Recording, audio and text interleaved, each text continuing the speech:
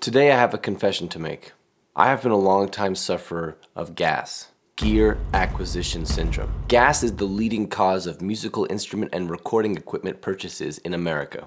My GAS symptoms are not what you think. I'm not like buying a ton of gear all the time. It's actually way more insidious than that. I used to buy a ton of gear.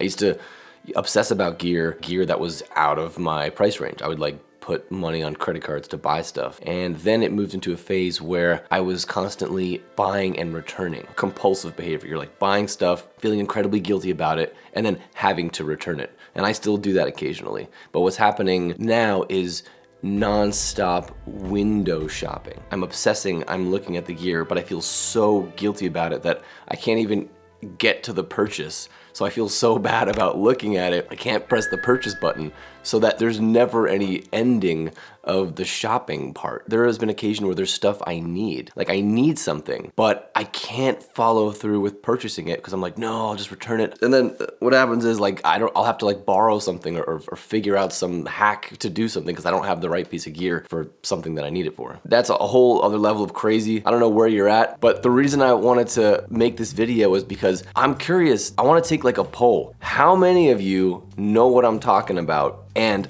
have these sort of symptoms? I'm wondering if it's the whole world. Is the whole world doing this? This has creeped into every part of my life, not just music. It could be like a pencil. Like I need a sock. I'll spend like 5 days researching socks. Why am I researching socks? It's insane. And now it's gotten to the point where I can't even purchase the stuff, but I'm still looking at gear. It's like a weird, I don't know, does it just dudes that suffer from this? Are there any girls watching my videos? Also what's happening is compulsive selling. It happens all the time where I will just like sell all of my gear. And sometimes it was gear that I loved, but I feel so bad about it that I have all this stuff that I have to get rid of it. Over the years, I've become a minimalist because it makes me sick to look at gear that I'm not using. If I'm not using it every day, I'll sell it. I just don't want too many things around. That is some sort of like religious purity. Like I feel guilt-free when I sell my stuff. On the times that I just purge all my gear, it's an amazing feeling. You might be watching this and being like, dude, you buy so much crap. This whole channel is you buying crap